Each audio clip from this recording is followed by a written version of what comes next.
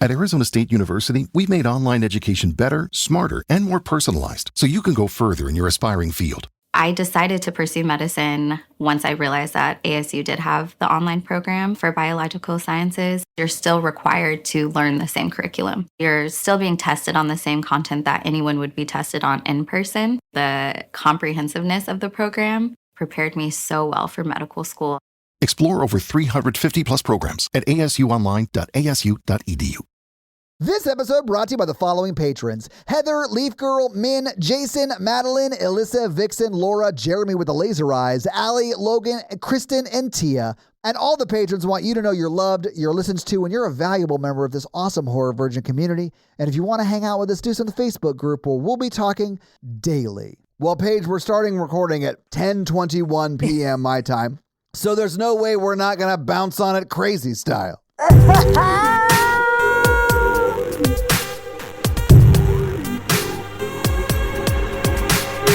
It's going to be crazy late night energy, Paige. This is going to be crazy late night energy. I hope everybody is ready for it. And the most drool we've had in a movie since Sinners. There's a lot, yeah. Thank you for tuning into Horror Virgin. I'm Paige. And I'm your old Horror Virgin Todd, which means I don't like scary movies, but you guys make me watch them. And this week, Paige made me watch for the second time Nosferatu. I don't remember why we didn't record it the first time. Paige? Do you remember? No, of course I don't. I have no memory of why. No time to store that data in my brain. I just know that we both watched this, and I want to say it was because we had a guest, but then had to move a guest or something. And suddenly we had a guest or had a movie or something that we really wanted to do. And so we rallied last minute and watched something else, despite the fact that we had already both watched Nosferatu. Possibly. Who knows? Who knows? I have no idea. I can't remember. I just remember Eggers would not return my phone calls. So it certainly wasn't for him. It was not. Because he turned down the guest spot, is my point, is the joke, I guess. Yeah. But Paige, will you do me a favor and tell me what you thought about Nosferatu? And I'm assuming this is at least the second time you've seen it. This is the second time. Yeah. I mentioned to a friend that I saw today that this film is extremely well made and beautiful. I don't need to watch it again, is what I said. Because they were like, oh, you guys are finally doing Nosferatu. I was like, technically we watched this to do it one other time. I'm going to watch it again today. But after that, I think I'm done. I will be the first to admit, especially the first time I saw this, the visuals are incredible. Yeah. And it's Eggers. So every person he's working with is at the top of their fucking game. So every performance is phenomenal. Every cent spent on this movie is on the screen. It's beautifully done. You could cut an hour out of it. Easily. I could cut an hour out of it in an hour. It would take me an hour to re-edit this movie. You'd get an hour back and everyone would thank me. Yeah. It's great. I really do love some of the, okay, I'll just say it. I'm not sure if I'm allowed to say it, but this movie made me realize I don't really think Robert Eggers is a great director. I just think he works with an amazing DP in Yaren Blaschke, and I love his work. And Eggers is it's a vibe. It's a vibe thing. If you vibe with that kind of atmospheric, sure, really too long of a shot, kind of get into it kind of a vibe. It's kind of like going through a haunted house on opening night. So it's packed and you get stuck behind a slow group. So you hear you're seeing everything before it happens. And it's just so slow.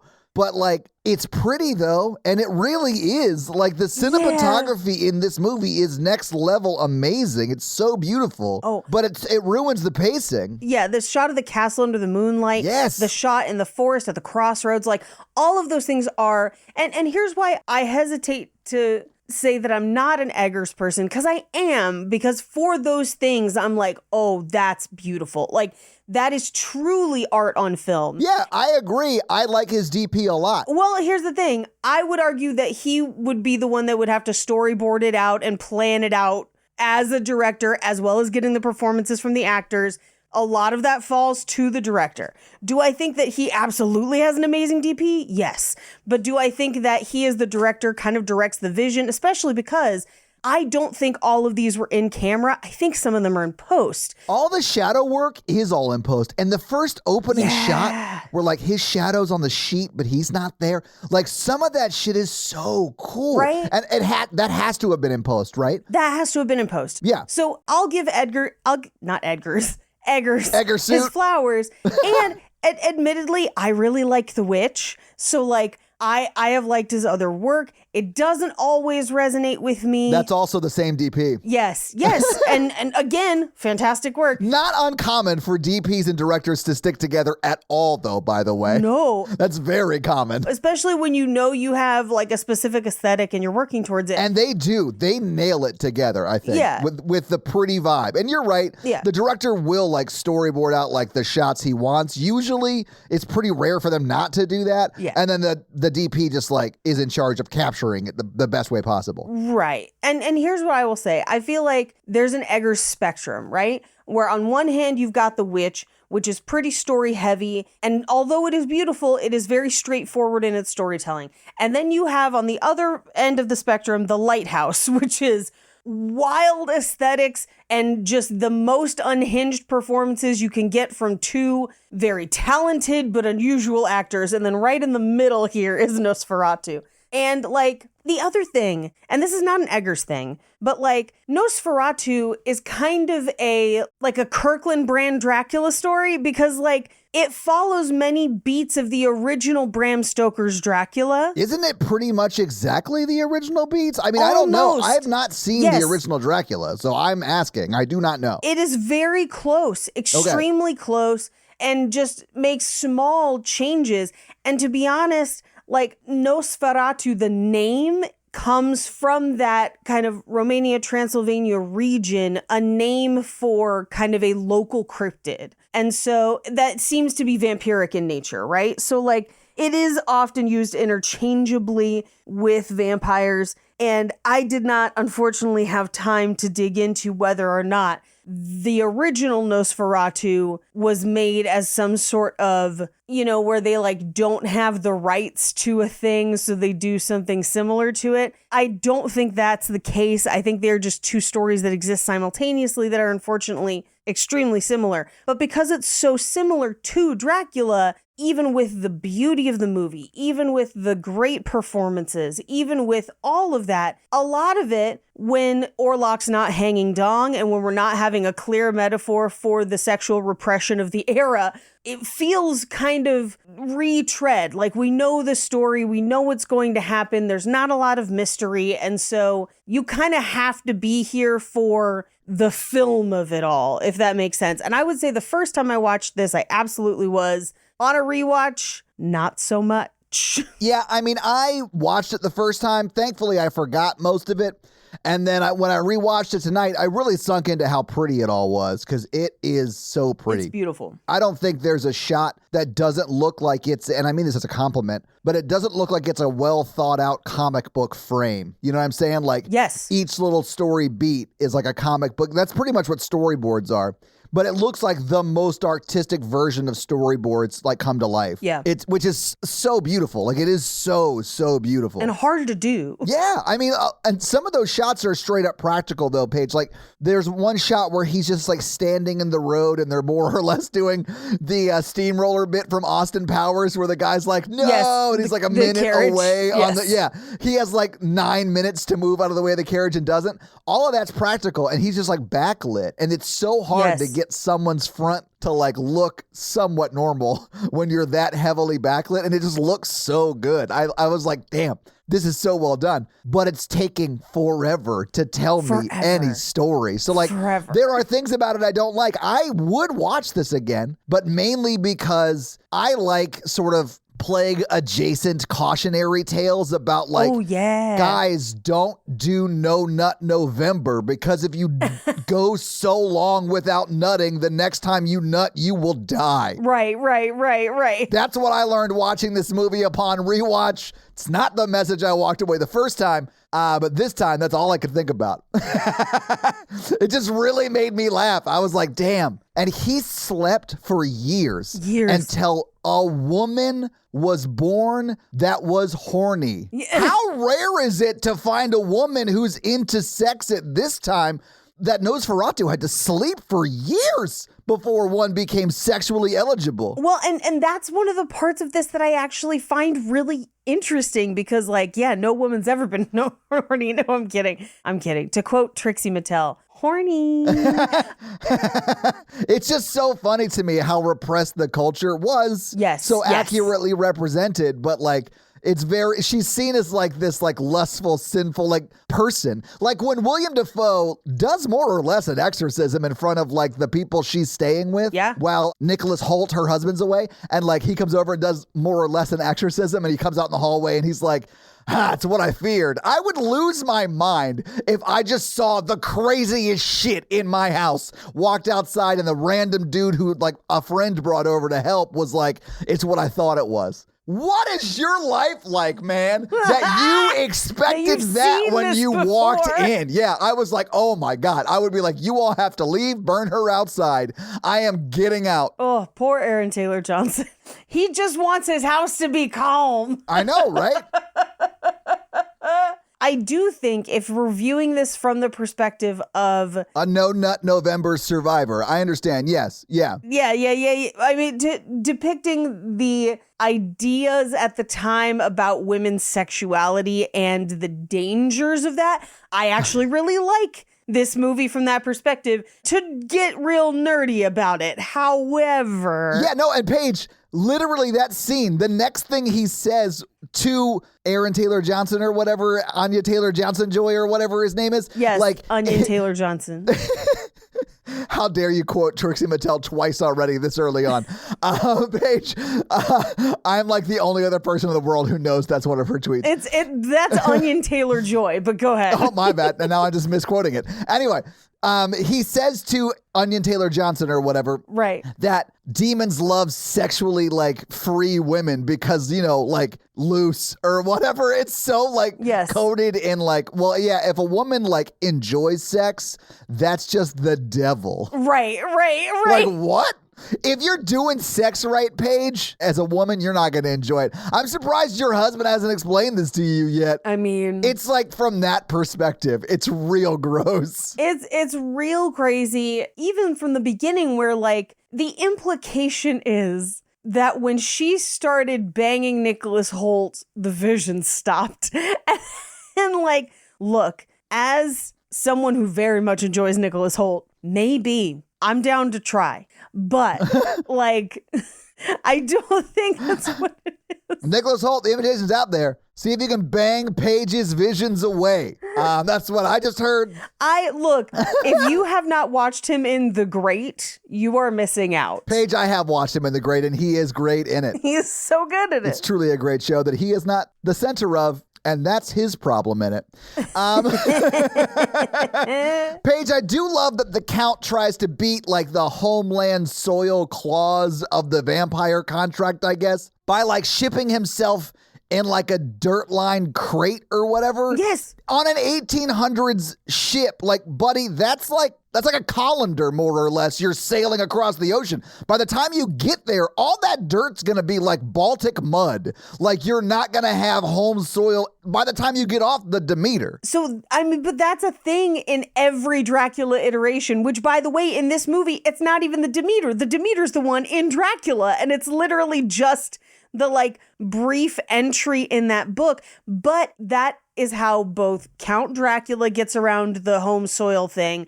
It's how he gets around it. They even do it one time in What We Do in the Shadows, where they all bring their home soil to Atlantic City so that they can go to Atlantic City and spread it under their beds. But then the hotel maids accidentally vacuum it up, and thus is the hilarious problem for the episode. But like, that's a common Dracula vampire thing. It's not in, Anne Rice vampires or True Blood vampires or anything, but like, in classic Dracula lore, that's a thing. I would be shipping crate loads of dirt over. Like, it would be Yes. a lot of dirt I'd be moving over. Well, it's because you're supposed to rest in your home soil. So it's either like your coffin's supposed to be buried in it or you're supposed to be sleeping on it. So they'd have to switch you from crate to crate to crate to crate to crate if you had multiple crates. Yes. But, I mean, like, you're rich, so why not? Yes, exactly. And you're going to like eventually get to Warwickshire or wherever they're headed. Who cares? Like, it doesn't matter. But like, he's going to live there. So like, just change out all the dirt in your yard with like homeland dirt. And then I guess just like all over your house. I don't know how it works. I also was very confused because, and maybe not in this universe, but like my understanding of vampires is that they cannot enter your home unless you invite them in. But like, he gets this guy to... She invited. Well, okay, yes. Yeah. That's not what I'm talking about, though. I do feel like there is sort of evidence of that in this movie. Right. Although it's not explicitly that he can't. But yes, she does invite him in. But he like tricks him by like saying, oh, this is the contract for whatever in my language. You need to sign this. And it's clearly not a contract. It's like a contract for his soul or whatever. And Paige, it's weird to me that like you can't, as a vampire, just like break into someone's house, but like you can fuck around with contracts. Like, it's weird to me. Where are the lines? I don't understand why that's a thing. Like, I mean, what is it? Like, okay, I'm going to get some weird DocuSigns from Dracula in a bit. Like, I don't understand it. It's wild. I mean, here's the thing. I do think that's apples and oranges, but it does bring up the question of why not just create a contract that this guy can sign that's like, I can go into any house you can go, and he signs it and doesn't know what it says. Like, that could easily do that. Why wouldn't you do that all the time? Right? Yes. Loophole. Pretty sure that document said I can go into your wife without being invited, and that's part of the problem. Yeah. But it's not great. Yeah. This movie does sort of imply that, like, in order for a Nosferatu to die, someone has to just, like, bang him to death. Yes, and that's the main deviation from the Dracula, like, story, I guess. But like, I do find it interesting that consent is such a huge factor. Definitely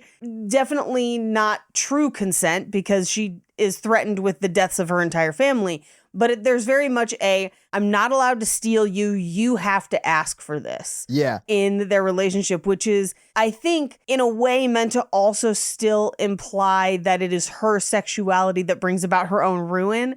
As far as the morality tale of the time would go. But like, I do think that's an interesting factor that isn't really part of the original Dracula. And I think it's also somewhat unique to this iteration of Nosferatu, at least to a degree, because they take it very seriously in this one. But yeah, I thought that was kind of an interesting inclusion, if you will. Was the plague stuff a part of the original Nosferatu? No, not really. But I like that. I like the plague inclusion. Right? Me too. Although it makes it sort of feel like it's like a Christian propaganda piece that was produced during the plague era about like, you don't need to wash your hands. These fucking scientists, stupid idiots. Yeah. What we need to do is like trust in some crazy guy to like kill a Nosferatu. That's what we need to do. Yeah, we need to sacrifice a lady to the demon. Yeah. And then, yeah. I mean, here's why I like its inclusion. A, if you are dealing with the section of the Dracula story that includes the Voyage of the Demeter, the ship arrives with everyone dead on board. Thus, at the time, that would have been considered a plague ship. That's immediately what they would have thought. They probably would have burned it in the harbor. And that's a thing that still happens all the way up through like the 1800s, you know, realistic or not. And it's not necessarily even just the air quotes black plague as we think of it. It's just sickness that they cannot contain or control. And so I like that in this one, we actually see that as part of Nosferatu's curse, where like, it's almost like he brings plague with him. And that's part of his shadow. And as we see the shadow of his hand creep over the city, it's almost like that macro metaphor of seeing the plague overtake their town. That is when you start to see everyone on the streets are like dead or like fleeing from other people and like dying. Yeah. So, I mean, that is, I think, the metaphor of it all. They even got Craven the Hunter. Paige. Yes. Friedrich. Yes, please. Well, you say that, Paige, but I don't think you're his type because you're alive At the end of this movie, he dies having sex with his dead wife, right? You saw that? Yes, and then they burned them all. Now, I think that might be appropriate. I don't know. Like, he had the plague clearly. You see it on his cheek. Like, I get it. yes. Yeah, he had the plague. I get that they were killed, I think, by the vampire. At least the kids were, I know. I think she may have probably also been killed by him, too. I think she was also. Well, in Dracula, because those characters all exist in Dracula under different names. Right. They have to go back and stake her because she is a vampire. And in the process, I believe she bites him and then he has to die. It's like a whole thing. But like, that's literally taken directly out of Dracula, like that same story beat. And so, you know, that's one of those things where I'm like, I mean, it's weird that he banged her, but like, and it's weird that she's not a vampire because that's what happens in Dracula. But so I did some searching. Okay. And Nosferatu is a German silent film released in 1922, which means Bram Stoker's Dracula predates it. Yes. So apparently they couldn't get the rights to Dracula. That's what I suspected. So they just changed some things. Yes. And released Nosferatu, and that's why it's so similar. Yeah, that's what I suspected. I just wasn't sure if the original Dracula movie came first or not. I don't think it did. I think Nosferatu's the first movie, but it didn't have the book rights. That's what it seems like, yeah. I got that from Britannica.com, so. Okay. By the time the other Dracula movie came out, either the rights had become public domain or they were able to negotiate and pay for the rights at that point. Yeah. But oh, man. There you go. This movie is pretty wild, though, and pretty slow, but like it's 2 hours and 10 minutes. It probably won't take us that long to go through it because there's not a whole lot that happens in it. Right. Well, and a lot of the beats are, again, Dracula, which we've done Dracula. Like, we did, is it Dracula 2000? Is that the one we did? Oh, with Gary Oldman in the role of a lifetime? Yeah. No, we did not. Dracula 2000 is its own, is its own horror fantasy film that we did not do. We did. I think it was Tiptoes, Paige. I think it was Tiptoes. Tiptoes. Bram Stoker's Dracula from 1992. Francis Ford Coppola's Bram Stoker's Dracula. Yeah, that one's horny AF. Do you think this is more horny or that one? That one is definitely more horny, Paige. Definitely more horny. I feel like this one isn't really that horny. I just think you're into Skarsgård. They hang full dong in this movie. Yeah, okay. She basically orgasms every time she has a seizure. They're both horny. They're both horny in their own ways. If you're horny like they're horny in this movie, I'm concerned about you. But like, I mean, much like Victorian world was concerned about ladies being seizure drooling levels of horny. Paige, at the end of this movie, when she's like ripping her clothes off herself, the only thing I could think was like, good Lord. This is why we shouldn't have made women wear corsets just all the time. Right. Like, it looks terrible. It looks terrible. It's compressing and squeezing the horny until it has no place left to go out. That's what it was. But all I'm saying is when she's like ripping her clothes, I'm like, look, yeah, we've all been at home watching Outlander and just had to like, you know, like, hey, it happens to the best of us. Those prison scenes, am I right? No, not those. No, those are they're terrible. Fuck you. It's terrible, Paige. That's why I went there. Also, because I never got out of season 1, so like that's all I got. But Paige, I do think like they did Ellen, the lady who plays Ellen, no favors with the costume department, because a lot of times she looks like a Q-tip with a drop shadow. Yes. Just because of like the hairstyle they force on her. I'm sure it's period correct, but it makes her forehead look huge. Yes, yeah, and she's really pale. So she looks kind of like the Q-tip with a drop shadow, and I don't know how else to say it. Yeah. But it was like distracting at some points. And look, I know Lily Rose Depp does have a larger forehead, but not that large. Like, they're like pulling her wig back. It's nuts. Yeah, it's how they were like styling her, which I'm sure, again, is period correct, but it wasn't doing her any favors. But Paige. Yes. Do you want to go through this movie scene by scene? Yes, I would like to bounce on it crazy style. Okay, before we get into it, I'm so sorry. Yes. You were saying that so much around this time this movie came out. Yeah. That I thought that line was going to be in it. Like they like stopped by a Little Caesars and he was like bounce on it crazy style or whatever. Like I was shocked when it wasn't in it at all. He doesn't say anything remotely like this. It's like so crazy to me. Where did that come from? It was a meme that when the movie was out, it was everywhere. That people, I feel like the meme is like, I just like saying crazy things in the Count Orlok voice. of like bounce on it crazy style. And that was the one that stuck. But he does at the end kind of. I mean, she doesn't bounce on it. Well, no, he's kind of bouncing in it. I don't All I know is the last shot reveals he had been skipping leg day for millennia. Millennia. It's so upsetting. It's a real upsetting look. It's real upsetting, yeah. Real upsetting. Anyway, we open on classic Universal logos, which I kind of love. Yeah, I thought it was cool. I loved the old silent film logos. I thought that was cool. But we open with basically like a Count Orlok voiceover that's like, hey, you're not for living, you're not human, you're gonna come be with me forever, I swear it.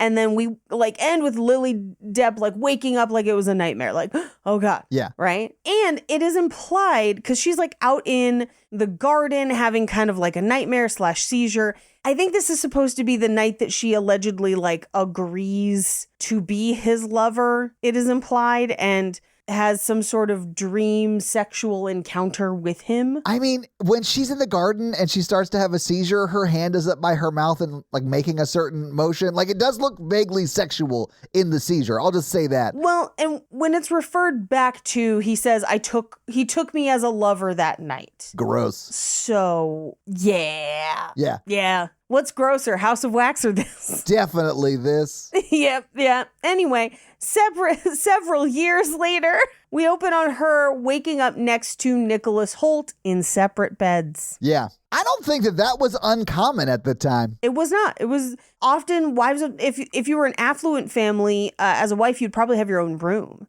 to be honest with you. It was not necessarily common to sleep in the same bed. That is a very modern thing to consistently sleep in the same bed, at least for the upper class. For lower class, you probably only had one bed. Right. So like, everybody. Anyway, they wake up, separate beds. And she is like, I can feel it. He's going to get the job. They're going to send him away. She has had a bad dream, a premonition that they're going to send Nicholas Hoult away. And he's like, sorry, I got to go make the money. And then we meet her kitty.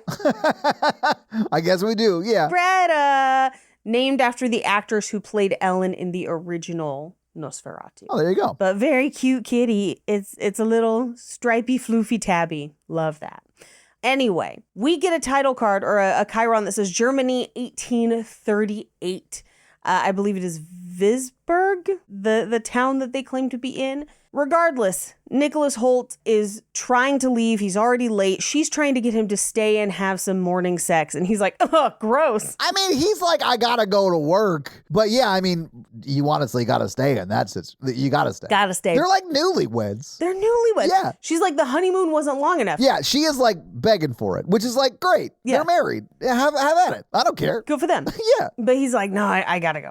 So he leaves. Rookie move. Rookie move. He is still 15 minutes late, but he goes to meet Herr Knock, who is a real estate broker in town, or some sort of solicitor is what they call him. But essentially, I would imagine a real estate broker or some sort of legal firm that handles the transfer of estates. I thought it was like head of the legal firm that Nicholas Hoult was like starting to work at and trying to become a partner at, that would elevate their station to where he thinks that they should be. Yes. And it seems like that's maybe where the class that she's from too, but it's very clear she does not give a shit about any of that stuff. She doesn't care. Which I kind of love that she keeps like reinforcing that. I mean, he does not listen ever, but she does keep reinforcing that like, we don't need any of this stuff, man. Like, right. I got you, that's all I need. All we know essentially is that his job is part notary, part some sort of legality because he is bringing contracts, but they also do seem to deal with the transfer of deeds for houses.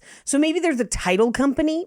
Who knows? Who knows? Old-timey rules, right? It doesn't matter. It's just that Herr Knock or whatever is Canuck. Very much in league with Nosferatu. I mean, so much so that he's more or less winking and nodding to the camera. Yes. As he's saying things like, he's requested an agent in the flesh. Yeah, in the Like he's like so proud of himself for like just not saying it, but saying it. You know what I'm saying? Right. That it's like the pause between like an agent and in the flesh was so pregnant, it was crowning. Like it was such a pregnant pause. Well, yeah, and he's too infirm to travel. You're just like, what? And he's like, so who am I meeting with? And he's like, Count Orlok. And in my head, and this is just my stupid intrusive thought, I was like, if you rearrange the letters in Count Orlok, it spells huge throbbing cock. It does not.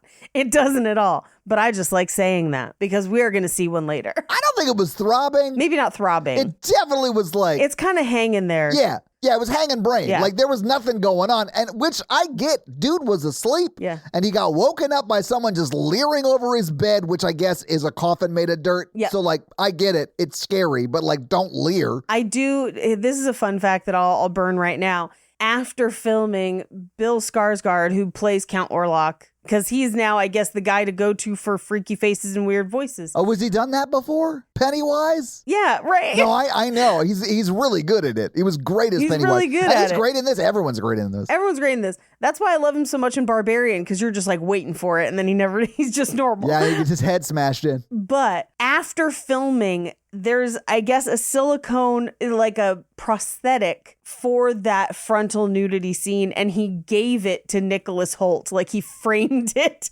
and gave it to him, and it's the most disgusting looking thing I've ever seen. But there's so many pictures of Nicholas Hoult like excitedly posing with it, and it's my favorite. It's pretty great. My wife died with this up in her. Yeah, where he's just, imagine that. Gross. Anyway, in the flesh. He's so proud of himself. Hair knocked.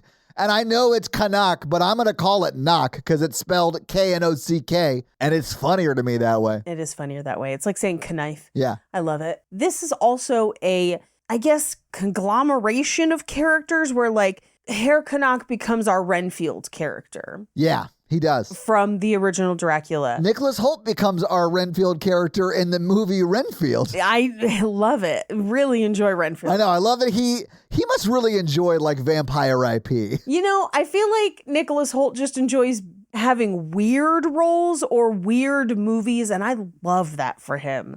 Never stop being you. He does have one of those careers that I kind of like. That's awesome. Good for you. And he's great at them. Also, for our old-timey British television people, thanks Skins, right? Like, it gave us all our famous people now.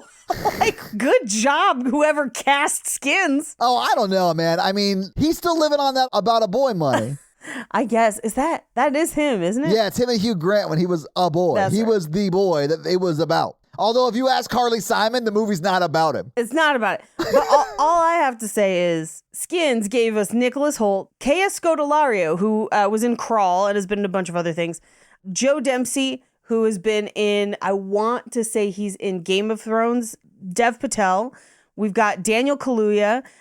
We've got Jack O'Connell, who was just in Sinners. Like, the list goes on. Like, it's just a crazy who's who of, like, people who just ended up being famous later, and good for them. Yeah, if you were British acting in our generation, you were in Skins. Yeah, at some point. Yeah. Anyway, I don't know how we got here, but in Dracula, this character that's sending him on the voyage is a different person and is not related. Is it like literally just like, he retained our firm and you have to go, right? Yeah, he was just the agent that like drew the short straw. Right. But in this movie, Nicholas Hoult, or Thomas is his name. I think his last name's Heder, Hetter. It's Thomas Hutter. Hutter. That's what it is. Okay, I was hearing it wrong. Yeah, Hutter. And then the family that she stays with are the Hardings, which is extra weird because in Dracula, it's the Harkers. Like, oh, man. Anyway. I love that these are so close. They're so close. The boat they take in this movie, I don't know if you caught it, it's called the Demeter. Sorry.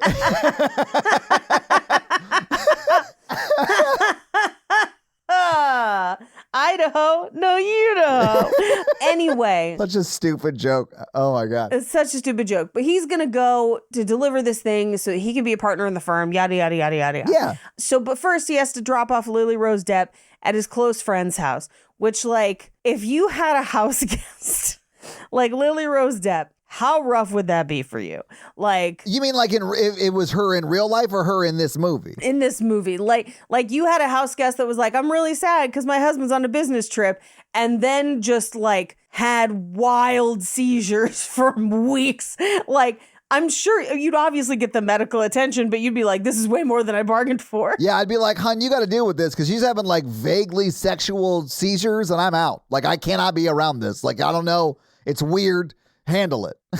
Call the doctor. How sexual would a seizure have to be for you to start questioning it? What do you mean? I mean, Talk to me about this sexual seizure you're having, Paige. I mean, if someone was just having what appeared to just be a seizure, you'd be like, oh my God, get them help, right? No questions. Yeah, although honestly, I probably wouldn't do anything other than call for help because I don't know what to do in that situation. Sure. And you don't want to like do anything that would like hurt, you know? Right. But if that seizure was suddenly like, like, would you then be like, wait a second, what's happening? We still obviously need to get help, but what kind? No, obviously need to get help, Paige. Right. Yeah, somebody call the Green Goblin immediately.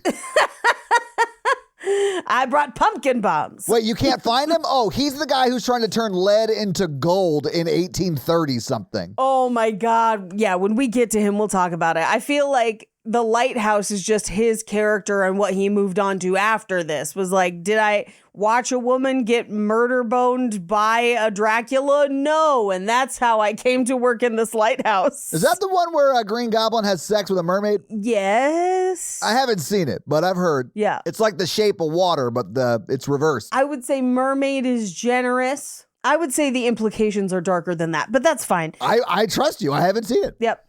But we cut to essentially Nicholas Hoult is dropping Ellen, his wife, off at their friend's house. Now, it is implied that Ellen has been childhood friends with Anna for most of her life. Because again, I do believe Ellen is kind of higher society. Me too. Nicholas Holt's character is maybe not, but because of her, I would say, mental illness crises, she was married off to kind of whoever would take her.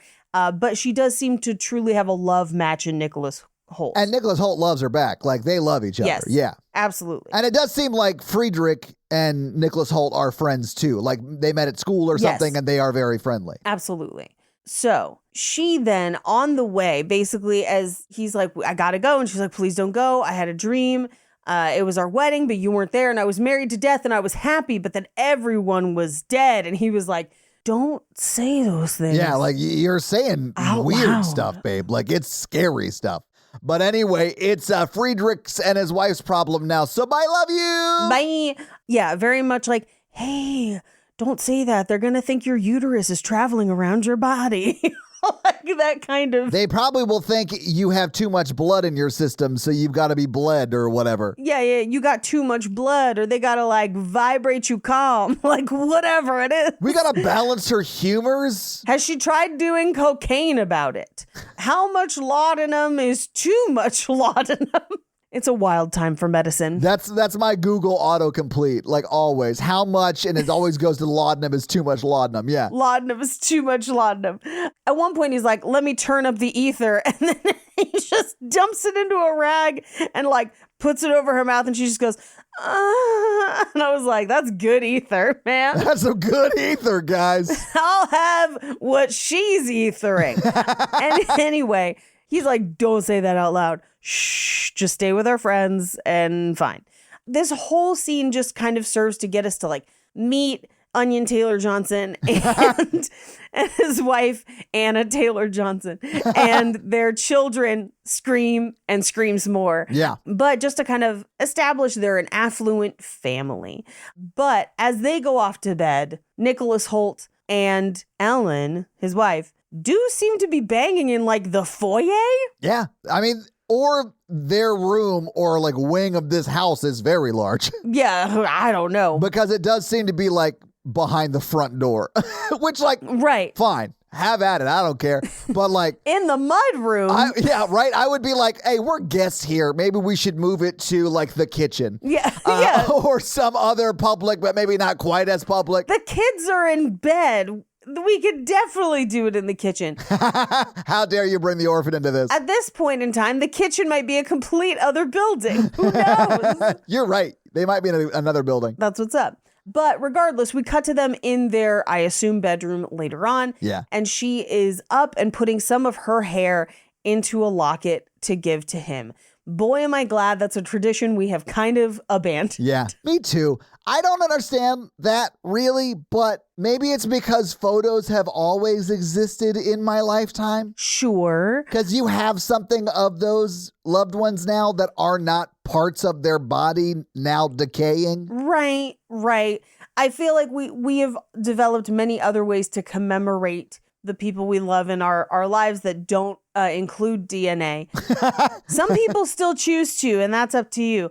I saw some hair art when I was in Chicago, and it made me think of that time when we tried to go to the hair museum in Kansas City and it was closed. Of course it was closed, Paige, but I was so disappointed. Because that Google review made it sound awesome. Because it was like more or less a scam. Right. Lady wouldn't let us come in until we all agreed to pay $50, then would not give us the tour. It was something crazy like that. And you're like, oh, that makes sense that it's closed, but wish I could have met that lady. It was bonkers because I remember, I think it is now permanently closed. It was when we went. Yeah, it is all Victorian hair art, which is like its own genre. Google it if you're into the macabre. It's called Heart for short. If you want to Google Heart, you'll find it. Heart. Yes.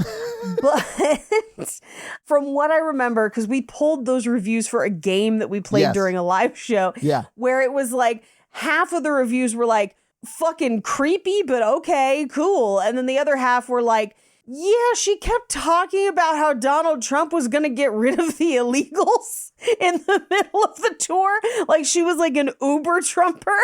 And they were like, it kind of ruined the hair art for me. And I was like, can you imagine how bad you'd have to be at it to ruin someone who willingly wanted to go see hair art in a museum type setting?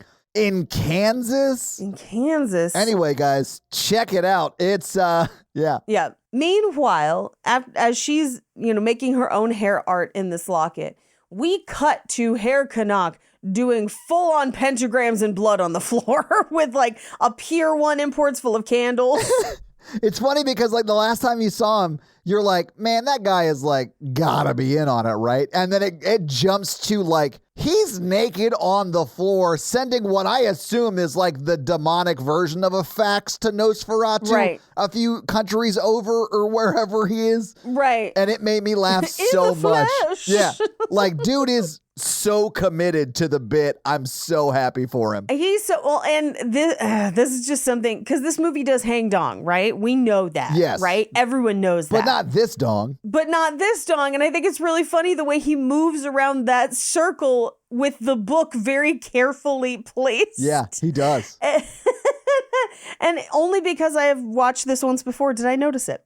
Anyway, we cut to the next day. Nicholas Hoult heads out. She leaves him with the locket of hair, and he's like, ugh, okay. No, he likes it. It's fine. And he's like, I'll write to you every day. Every day for a year. I'll smell your hair every day for a year. It's not over. It's never been over. But he travels.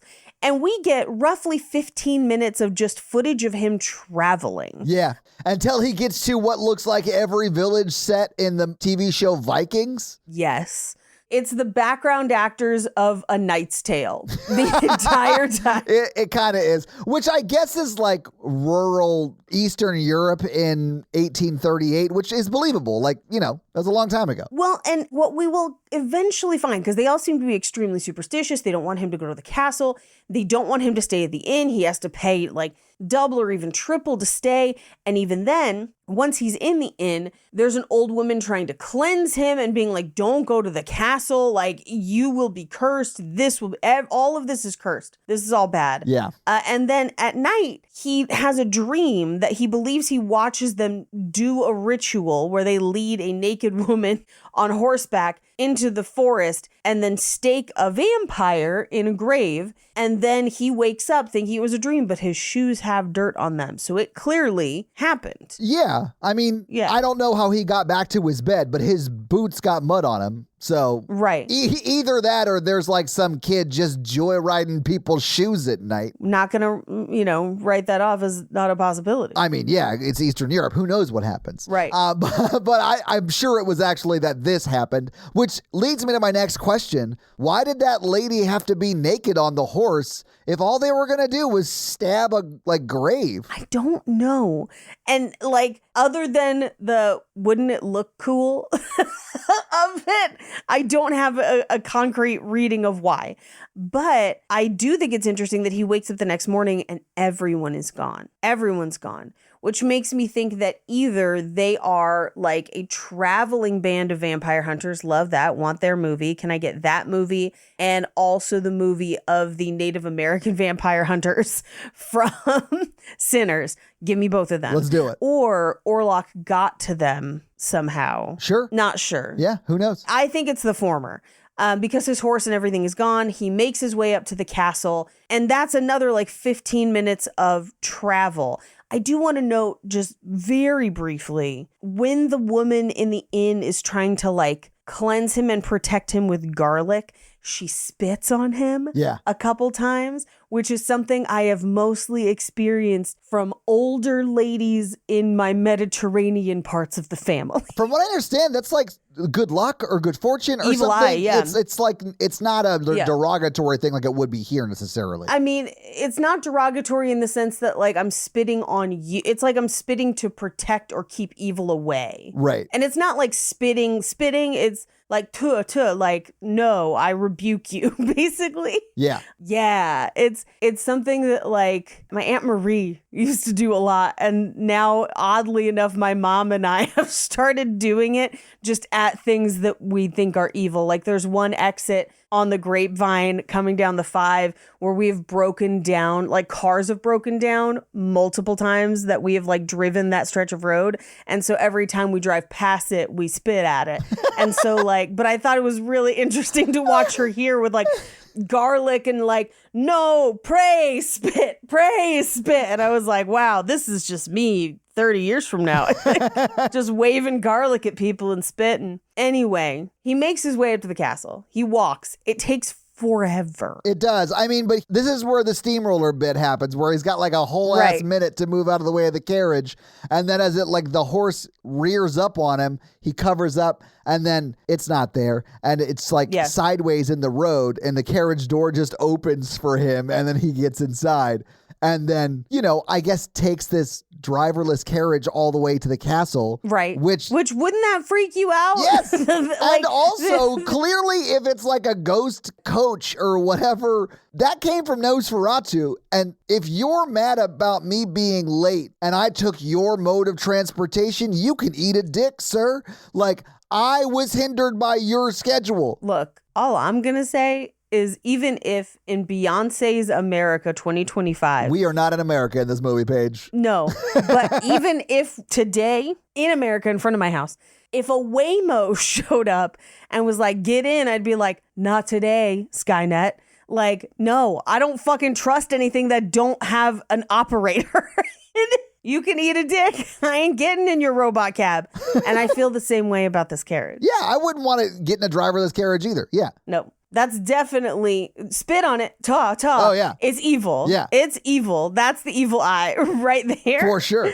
Anyway, he gets to the castle and Count Orlok's God, it's after midnight. All my attendants are asleep, but get the paperwork out. And he's I'm sorry. Do you want to do this tonight? It's midnight, man. Do we want to stay for tomorrow? And he's we're doing it tonight. And he gets real close to him. He makes him drink wine. And clearly Nicholas Holt's character is very uncomfortable and passes out. Well, okay. At a certain point, after being very afraid. Yeah, I mean, it's very weird. The guy who he came here to serve these contracts to is making him work at midnight. Right. And also just being a general creep. He's a general creep vibe. Yeah. You know? Yeah. He also corrects him about because Nicholas Hoult calls him sir. My lord. Yeah, and he's not a sir, he's a lord or whatever.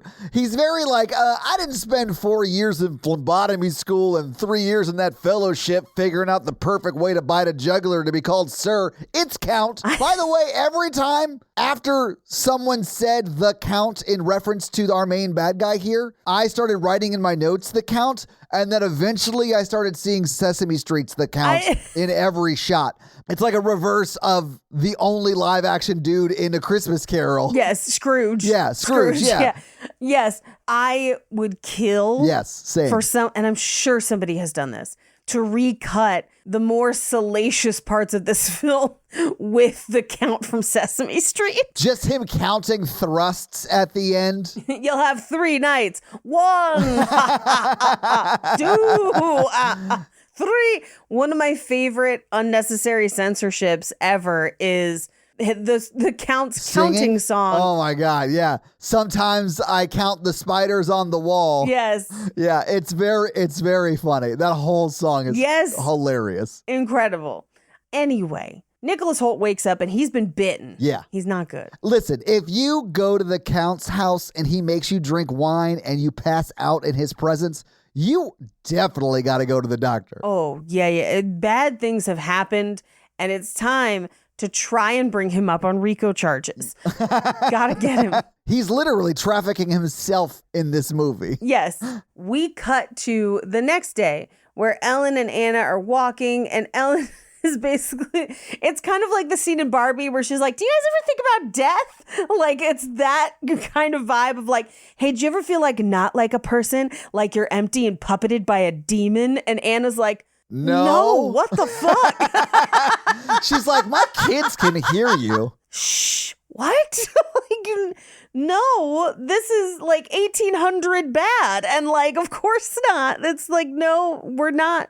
Is your uterus perhaps traveling around your body? Do you have enough cocaine in your blood? Ellen, you're not enjoying sex, are you? Yeah, how dare you? How dare you have a feeling? That's what the corsets are for. They help you stuff it down, Paige. The feelings. That's right. Tighten it. When she's having the seizure and they're like, keep her in the corset for her posture, I was like, oh my God. The whale bones support their fragile stature, guys. It's science. Before you historical costume ladies come into the chat, I know that most people weren't tight lacing and corsets were largely worn for posture and were not nearly as uncomfortable as most people perceive them to be. That's still a crazy thing to say about a person having a seizure. Like, that's not good. Yeah. Anyway, at this point, we're 40 minutes into the movie. And I took that time because I was like, this is in another movie, this is almost 2 acts in, and we are not even in the first. I know. It's like bonkers. But like not even quite an act of story has happened. It's just been 20 minutes of long, truly beautiful shots. Yes.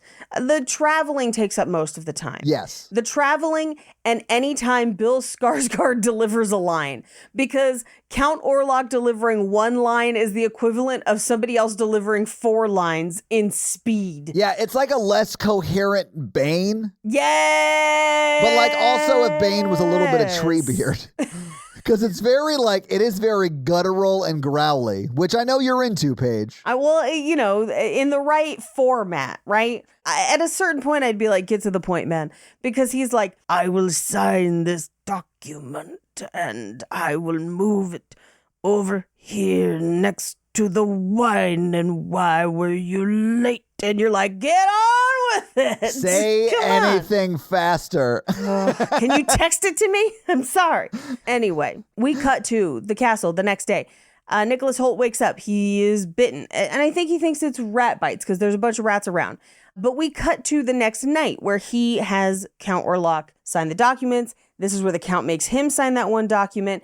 And there's a huge long scene of him like, should I sign it? Should I not? Should I sign it? Should I not? And while he is contemplating it, because it is not in English, it is in, as Count Orlok says, the language of my forefathers, some ancient language. And he just like lies to him about it because it's like, no, it's just like the stuff you had me sign, but in my language. Okay, cool. Signs it, you know? Right. Well, and while he's considering if he should sign it, he sees the locket with the hair. Oh, yeah, because the Count took the locket. He takes it. And smelled it. And he was like, lilacs. Yeah. Oh, my God. Which is what No.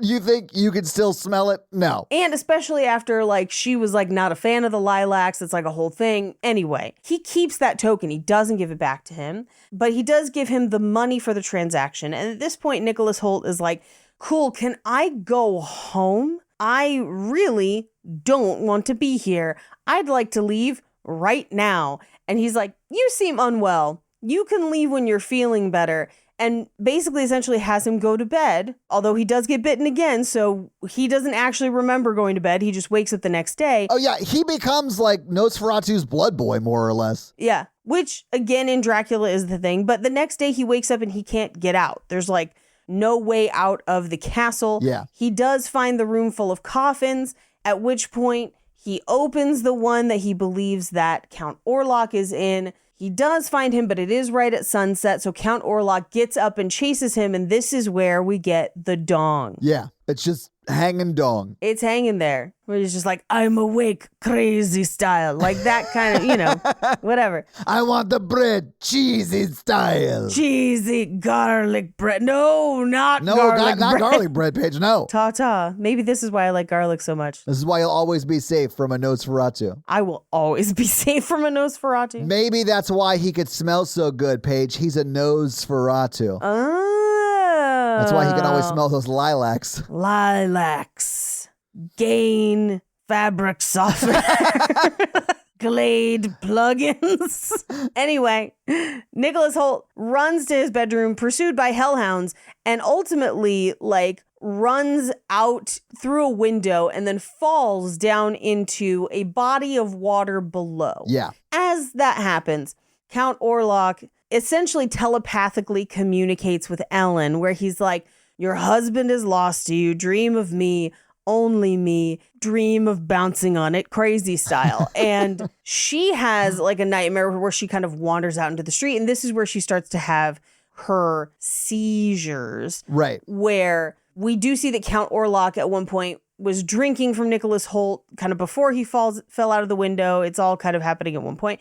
And she, in his dream, she's drinking. It's like a whole weird her dreams, his dreams mishmash that goes on for like 5.5 minutes. Yeah. But he does fall into the body of water. We will come back to him later. Meanwhile, back in Germany, Ellen is like, hey, I haven't heard anything. I haven't gotten any letters. Has there been any sign of what happened to Nicholas Hoult? And they're like, no. And the guy who sent him on that business trip is just fucking gone. Right. Like super gone. But we immediately then cut to some sort of asylum / prison facility where they found the guy and he is full Ozzy Osbourne, just like biting heads off of doves, which almost made me barf. It was real gross. But he's essentially consuming blood and consuming animals and is like, he's coming. He's going to curse y'all, but he's not me because I am his helper. Yay. Yeah, he's like the familiar. It seems like he is expecting to be turned. Right. When Nosferatu gets there, so he's going to like turn him up to vampire or whatever. Right. So he's just practicing drinking blood. Right. Which is in classic Dracula Renfield and in most other vampire stories, the familiar. We even have this in 30 Days of Night where it's Ben Foster's character that they then kill. They're like, you're food. Like, what were you thinking? But we then cut to the house where Ellen is having horrific seizures, and Dr. Sievers, the doctor they've kind of called, who also met Herr Knock, is like, yeah, we found that guy. I have no idea where her husband is. She's super sick. We got to take all her blood. Yeah. We then cut back to nondescript Eastern Europe, where nuns find Nicholas Hoult and try to nurse him back to health. Yeah. We then cut back to Germany, where Dr. Sievers is like, yeah, I don't know. I done taken like all of her blood and I don't know what to do at that point. I can't take any more blood. Like blood's clearly not the thing. But I did know this professor back in school who was kind of weird, but like, we can try it. Yeah, he was pushing the boundaries of medical science, Paige. He pushed past the, have you tried to bleed them method of treatment? Right.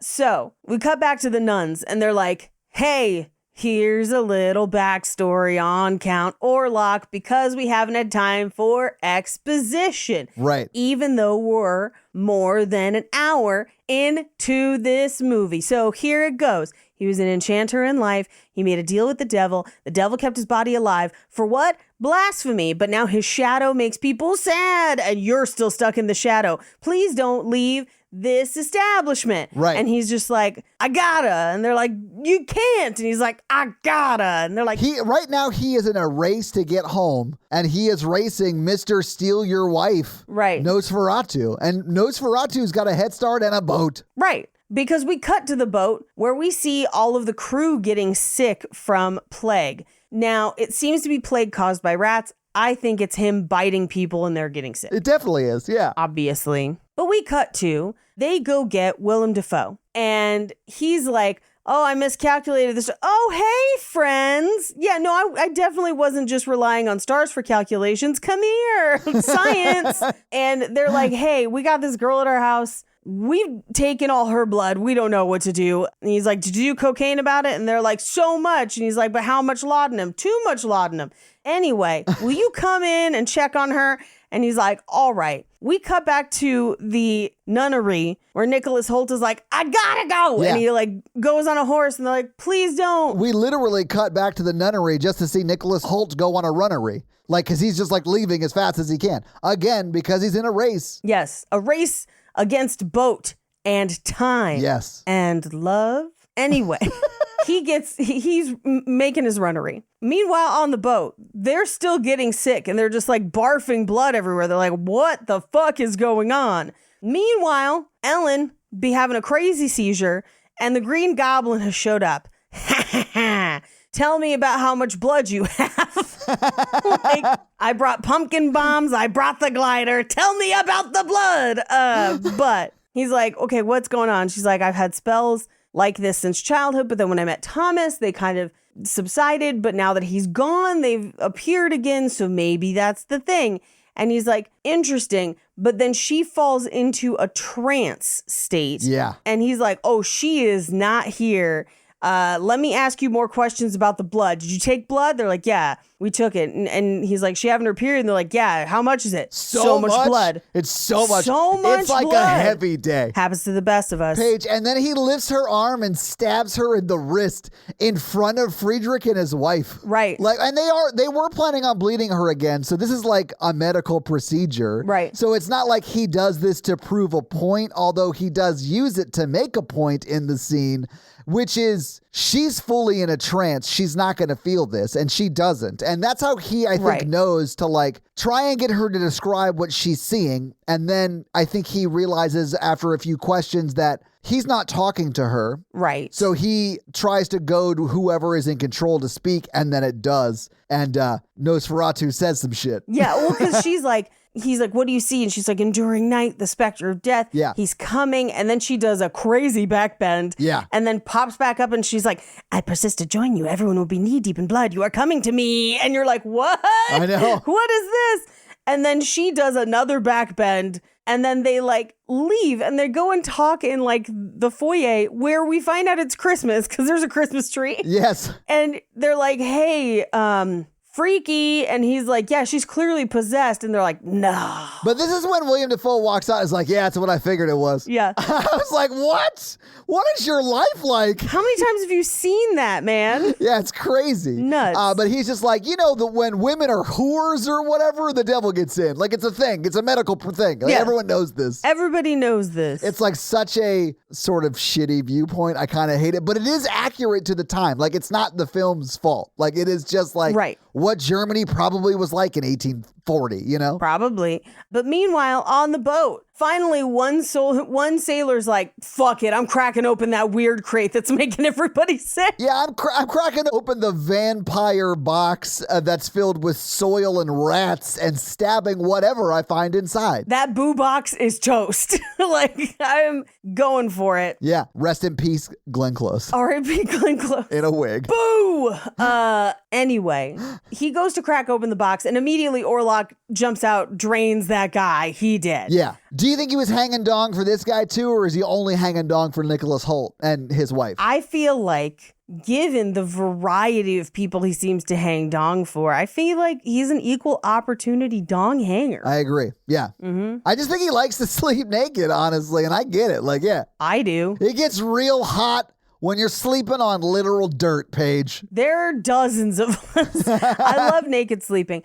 My preferred method of sleeping is naked in the coldest room imaginable with my ice blanket. I don't know why. It does it for me.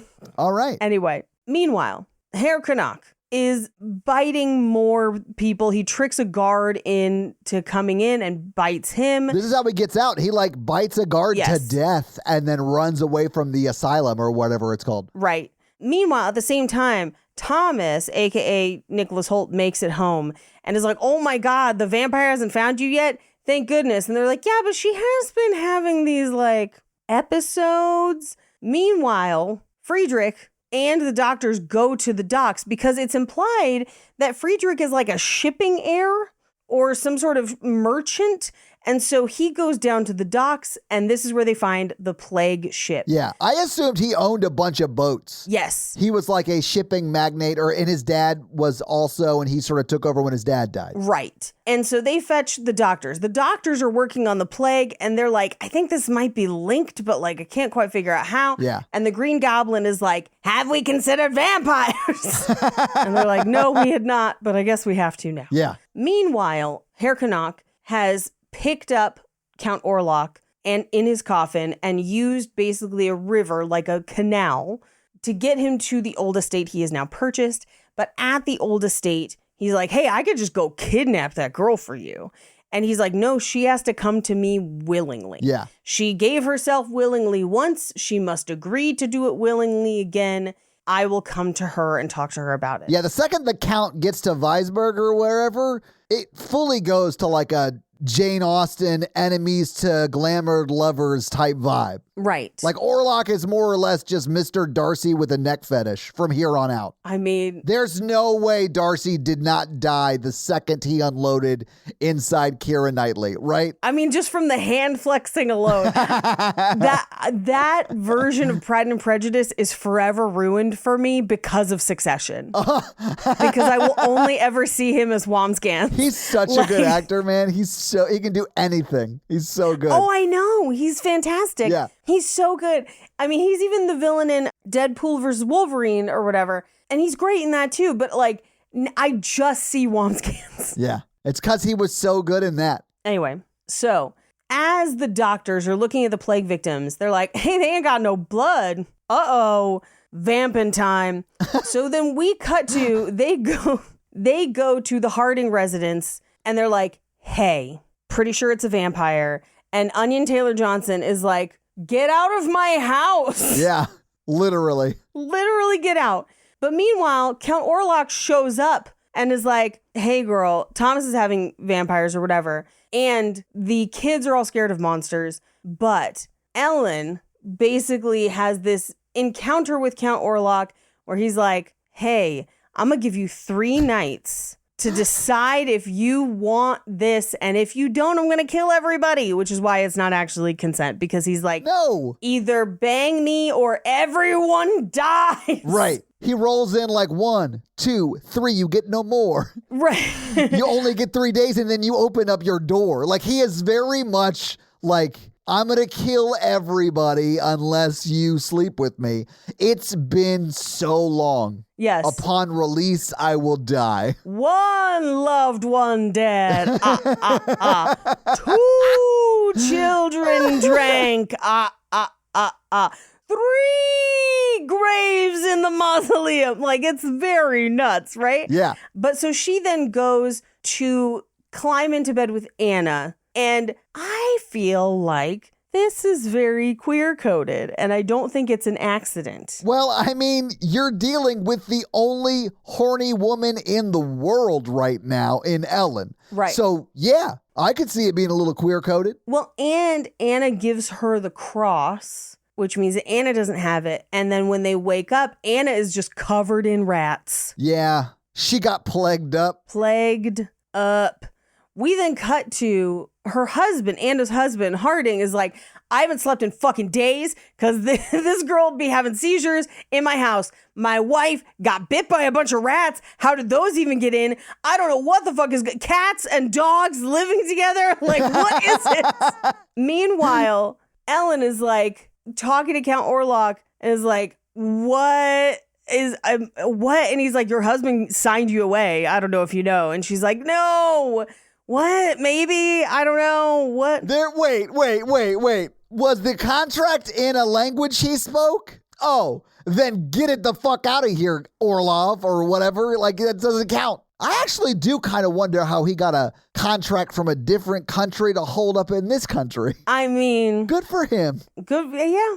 Either way. I guess when you got the devil as your, like, lawyer, you can figure it out. You can figure anything out. Yeah. But meanwhile, Onion Taylor-Johnson comes in and is just like, get the fuck out of my house. Everybody get out of my house. He literally kicks everyone out. He's like, I've had enough. Everyone leave immediately. Everyone leave immediately. I got to take care of my wife who has like a fatal case of rats. Get out. Yeah. She fully ratted up. She ratted up. They end up on the street and Thomas is still kind of sick. And I assume they go back to where they lived before or some sort of boarding house or whatever. I think it was the place they lived at before. It looked the same. But, you know, she's trying to nurse him back to health and she's like, okay. So here's what happened. When I was younger, I may or may not have agreed to be the lover of a demon, aka Count Orlok. Hear me out. He provided a really compelling case in that. Anyway, that's not important. What's important is that I stopped hearing his voice when I met you. And he's like, what? To me, that was very coded as like, I was really horny and then I met you and then I stopped being because we started a sexual relationship. And then when you left, I started having the similar problems I had before I was able to take out my horniness on my husband. Right. Or partner or whatever. Yeah. Right. And then she flips it. She gets really like, hey, he said that you sold me. And he's like, I don't know what you're talking about. And she's like, where's the hair locket? And she gets so worked up, she rips her blouse open and she's like drooling, her eyes are rolling back, but then she like pops up right at crotch level and was like, hey, my mouth is right here. And he's like, what the fuck? No. And she then goes, you could never please me as he could. And it's almost like he's like, hold my beer. Yeah. And you're like, no, Thomas. I don't, man, if this had just happened, I don't think I could have gotten there. Like, I could not have gone from, of course my not. wife is possessed and may kill us all to, yeah, we could bang one out real quick in like 30 seconds. I'm going to need at least a minute and a half, guys. Right. And they don't really finish. It all kind of falls apart. Well, yeah, because she's like looking over her, like laying her head all the way back, and it's positioned like she's looking at Nosferatu, and she's like goading Nicholas Hoult on to like, I don't know, kind of make Nosferatu jealous. And then yes. It seems like Nosferatu, who finds himself in the longest, like, long distance threesome he's never wanted to be a part of. I mean, he's getting cucked by Nicholas Hoult, so like... Yes, kind of. But then he like sends, I don't know, a vision into Nicholas Hoult of Ellen, like bloody-eyed, and so he backs off. Right. You know, because you can't bang to that. Right. And we then just kind of cut away, but we cut to Willem Dafoe being like, pumpkin bombs and the glider are not going to work. But if maybe she offers to sleep with the Count and basically distract him till morning, the sunlight will kill him and we'll all be free of the plague. She's probably going to die in the process, but like, we'll all live.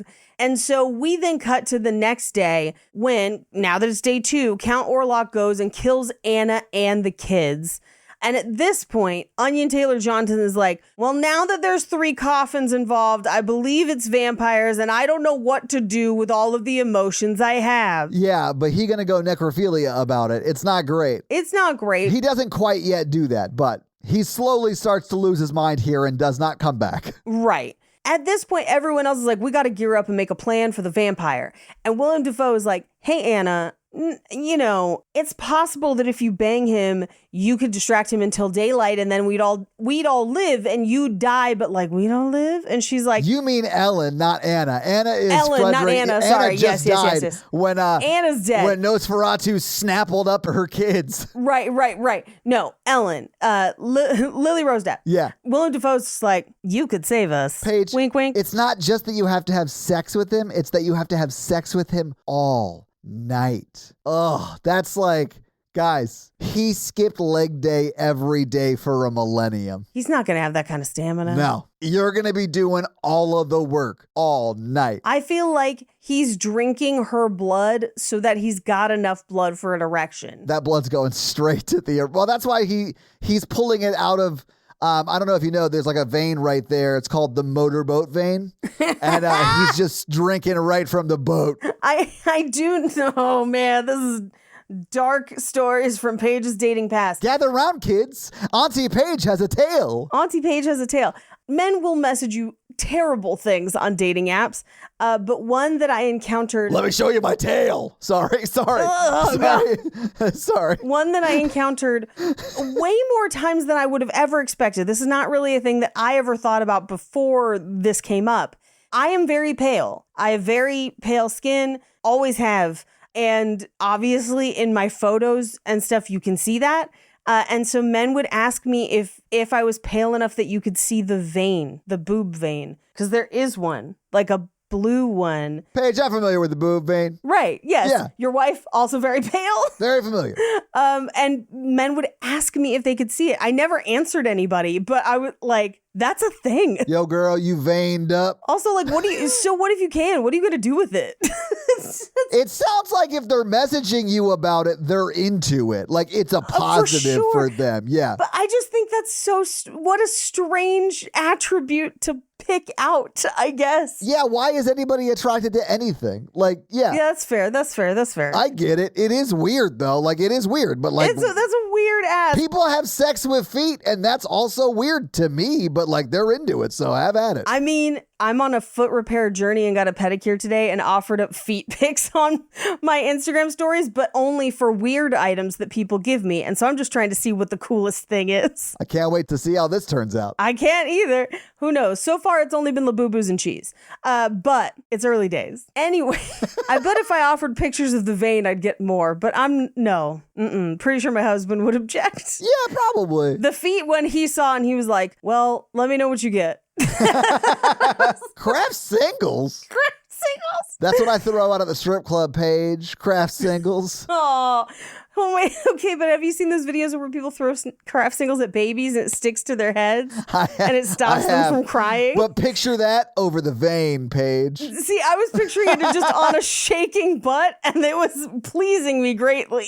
Just like thwap. Yep. With like a very satisfying thwap. It would sound just like the sound Peter Parker makes when he shoots webs. You're right. Absolutely.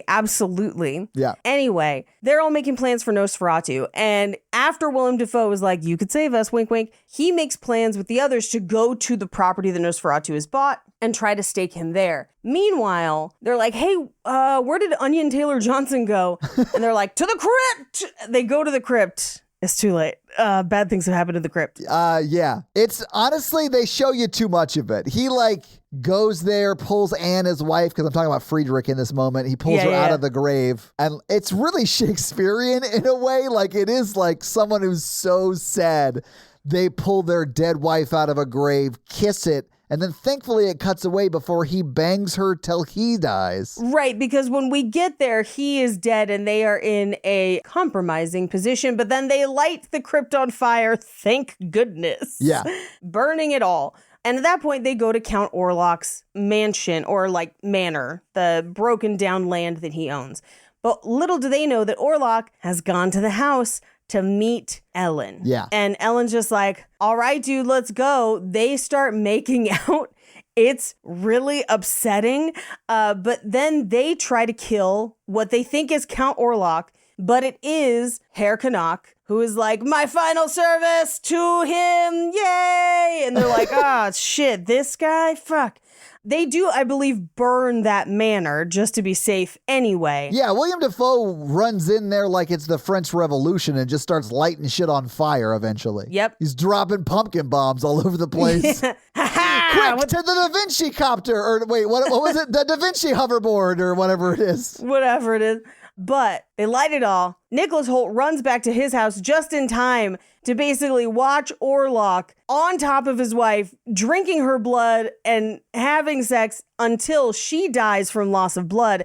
And the sun comes up and he dies because the sun came up. She basically holds him in place just long enough for him to die because of the sunrise. And that's the movie. Paige, really quick. He actually breaks away from her and she's still alive, but the sun isn't up yet. And that's when she says more and like makes him drink more. Right. And that's what kills her and also what keeps him there long enough. It is like she knows that she has to like make the ultimate sacrifice and it's like real sad. Yes. But it's kind of sweet that she does that for everyone in this town to kill this, you know, guy who just should not have done No Nut November. But Paige. Yes. Now that we've seen this movie, that we've talked about this movie, what did you think about Nosferatu? It is beautiful. Yeah. It is beautiful. Agreed. I feel like if you have hours to kill and really just want to sit and let it wash over you, be my guest. I understand.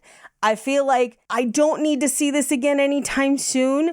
I may at some point decide to pick it back up and just have a real movie time, but I feel like it's one of those like 1 or 2 times and done, like where I can still recognize that it's phenomenally made, but it's not huge on a rewatch for me. Yeah, I probably won't watch it again either, but I do really think it's a beautiful movie. I really even love all the like really subtle, but I think perfectly done nods to like imagery from the original movie. Yes. Just because, and I've not even seen the original movie, but you kind of know when it's happening because you're like, oh, this is exactly the way that they would have done it in the 20s, you know? And it's so well done. And the whole thing is just so beautiful that like, even though the movie is told to you in a very slow and the pacing is not great kind of format, it's just so beautiful that I can sit through it and enjoy it. Like I did enjoy watching it again tonight, but I probably will wait a while before I watch it again. But the pacing is not great. Other than that though, I kind of dig it and everyone's performance is really good. But Paige, do you have any fun facts for us? I do. Well, here it is with your fun facts. Crazy style fun facts. Crazy style fun facts, yeah. I am happy to be able to answer a question for you, Todd. Okay. One historically used method for identifying the grave of a vampire is seen in the film. That required to lead a virgin woman riding atop a virgin stallion through a graveyard. Supposedly, the horse would balk or stomp at a grave containing a vampire, and the identified grave would then be disinterred and the corpse would be staked. The required color of the horse varied from region to region. Typically, a black horse was required, though white horses, like the one used in the film, were used in the Albanian region. The sex of the virgin also varied, with it being more common to use a virgin male child. The virgin was usually clothed in either case. However, for the film, it is a more striking visual for it to, of course, be a naked woman. It's also a really good like narrative juxtaposition of Ellen. Yes. Because Ellen is not a virgin, but she is going to be sacrificing herself to kill a vampire, which it's sort of positioned that she might be a sacrifice, the lady on the horse, although it ends up not being that way. Right. Let's talk a little bit about the visuals, since that's one of the biggest elements of this film. So first and foremost, the exteriors of the castle were filmed at Hunedoara Castle, also known as Corvin Castle, which is a Romanian castle located in Transylvania and one of the largest medieval castles extant in Europe. Extant means still standing from medieval days, not having been rebuilt, or at least not largely rebuilt. The interior castle scenes were filmed in the Pernstein Castle in the Czech Republic, the same location that Werner Herzog used for his film Nosferatu the Vampire in 1979. Nice. Now, additionally, the snow used in the movie is not computer generated. That's very uncommon. Snow is almost always computer generated these days. But however, Robert Eggers used a technique from the 1940s where frozen potato flakes are crushed and made into snow-like particles. The once common practice of using snow candles to achieve fake snow effects has been banned on movie sets due to the fact that it emits a toxic gas. Oh, geez. Okay. Most people suggested using CGI, but he refused and eventually decided on frozen potato flakes while watching old movies that use the technique. To be clear, snow candles are an in-between. It was like potato flakes, snow candles, then CGI. Yeah. And so typically if you're not going to do CGI, snow candles are kind of the thing that people do, but they're not legal in a ton of places. A lot of sets banned them. Frozen potato flakes are the old way. They don't do it very often because as soon as they unfreeze, the starch makes them really gross and smelly, hard to clean up. But that is how they did the snow here. Now, allegedly, well, not allegedly, we've heard stories about it, but to get the movie's moonlit look for night scenes, and this is something we talk about a bunch of times, like a ton of episodes where people film things at night. Yeah. For this, the crew filmed the sets during the day, and in post-production, they ran it through a computer to remove the red and yellow color spectra. Yeah. Which is why this film looks everything from black and white to shades of gray, without really any red, even though we know that there is tons of blood included in the story, with only touches of blood added in various cases. One of the few exceptions are the scenes with the vampire hunters, which are a red, yellow kind of dusk look, and I think it's meant to kind of set them apart. Yeah. Most of the blood in the film looks kind of brown. Yes. Let's talk about Bill Skarsgård, who goes through a pretty serious transformation to do this film. He is 6'4". Count Orlok is 7 feet tall, so he wore 6-inch heels or higher. Yeah. Usually anywhere from 6 to 8. Jeez. Basically throughout the entirety of the production to make him more imposing. Now, part of the reason why they did that is Robert Eggers has said that the design for Count Orlok deliberately went back to folklore and the culture of Orlok's home region, with his costume having very long sleeves, strange high-heeled shoes, and a furry hat and mustache. So meant to look like some of the folklore of the area. Bill Skarsgård also worked with an opera coach to lower his voice a full octave. Jeez. To make the voice of Count Orlok as deep as possible. Yeah, it is deep. It's good. It sounds really good and imposing. They did a good job. Yeah. Now, here's what's interesting. Originally, he was cast as Thomas Hutter. I could see that. I mean, he would be able to do that too. Like, he's really good. However, this film went through a huge, long pre-production. This film was announced in 2015 and not released until 2024. So pre-production was extremely long. Yeah. I don't know at what point Bill Skarsgård was cast. I would guess probably somewhere between 2018 and 2020. But with the film's long pre-production, Robert Eggers then decided to recast him as Count Orlok, and then he began that process. Yeah. Okay. I'll end on this. There's a lot of different facts. If you want to hear more about all the things Bill Skarsgård did, if you want to hear more about the original Nosferatu, there's tons of information online.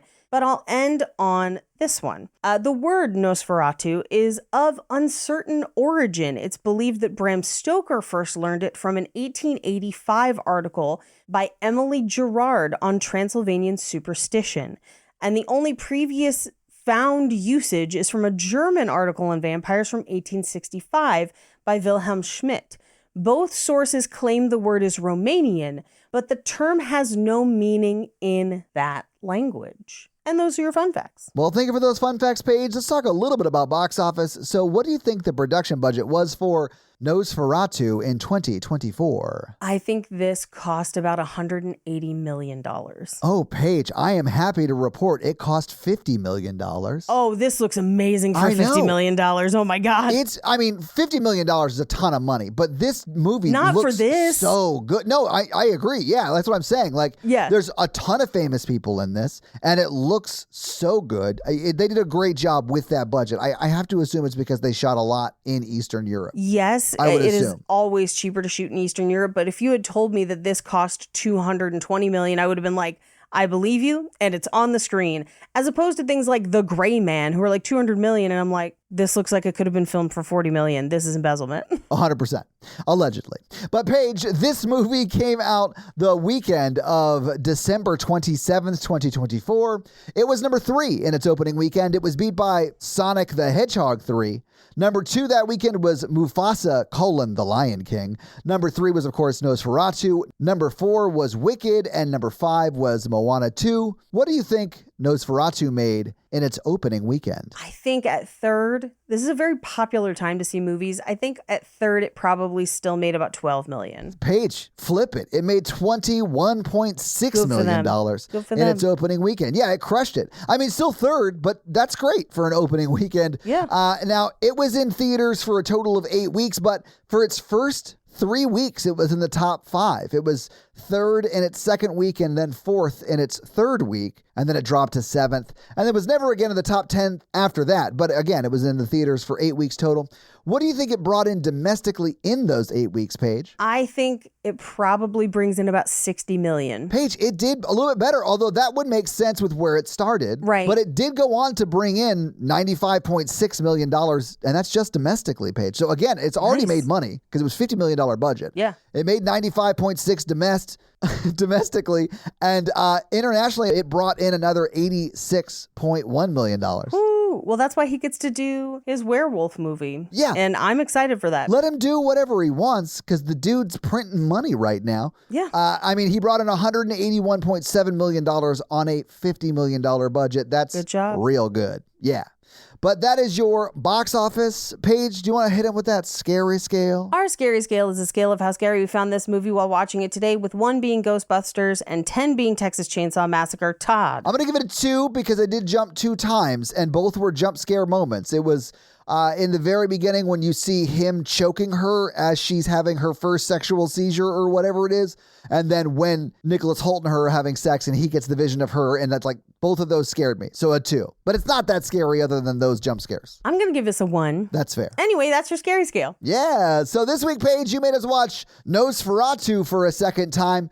And by the way, guys, I've really been enjoying seeing people trying to figure out which episode I didn't watch, which is what's been going on the majority of time in the Facebook group this week. And it's been a lot of fun to watch. But Paige, what are you going to make us watch, definitely watch, for next week? So we mentioned the portion of the Dracula story that it's based on multiple times in this movie. But this is a newer release that we missed when it initially came out. So we're going to do Last Voyage of the Demeter.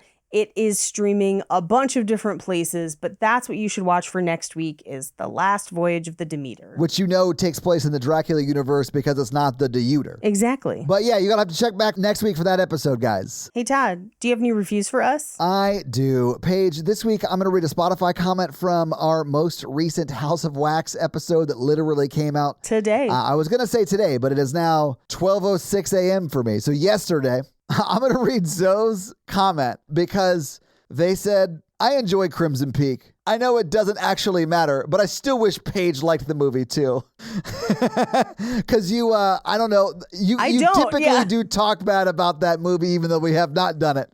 And I just know it involves incest. Here's what I will say. Visually, it's a very cool looking movie. Yeah. Story-wise, leaves some things to be desired. I saw it in theaters with somebody and we both walked out of the theater being like, did that kind of suck? Yeah, I didn't like it. Like neither of us liked it. So I at least was not alone. However, I could be wrong. Perhaps on a rewatch, I will end up liking it more than I remember. I'm sure we'll get to it eventually, guys. But Zoe, thank you so much for that Spotify comment. And if you want to have me read your Spotify comment or 5-star Apple review, leave us one of those things and I'll do just that. So guys, if you like this show but want to hear Paige and I talk about romantic comedies or just regular romantic movies, check out our other podcast, some might call it a sister podcast, called Romancing the Pod, where we do just that weekly. It's a lot like this show, but for romance and romantic comedies, because Paige doesn't like them. So we make her watch them, just like you guys make me watch horror over here. But if you want to follow me, I am at Todd J. Awesome on all the social media. Paige is at Rampage Wesley on Instagram? Yes, and TikTok. And just Paige Wesley on Twitter, because you got that before some CEO lady and she wanted it, but you wouldn't give it back, and I respect you for that. Refuse. Also, Paige Suck it, other Paige Wesley. Paige is also on another podcast. It's great. You should check it out. It's called Cult Podcast with Armando Torres, who is a wonderful person. And guys, we got a P.O. box. So if you want to send us some love letters or whatever you might send to a P.O. box, it's actually not a P.O. box. It's like a regular street address. It's pretty awesome. It's 6688 Nolensville Road, number 108-34, Brentwood, Tennessee 37027. So send us some stuff. And if you want to support this show, go to Patreon at patreon.com/horrorvirgin, where there are a lot of great levels and a lot of great things. We do the Patreon shout-outs at the beginning of every episode. We do listener requests, stuff like that, bonus episodes. So you'll be getting all of that content, plus episodes a day early with no ads, and who doesn't love that? So sign up for the Patreon and get a lot of great stuff. And that's going to be it for us, you guys. I'm Paige. And I'm your horror virgin, Todd. Keep it oogie spooky. Yeah, have an amazing week, guys. Bye! I gotta get my ass to bed, nerds!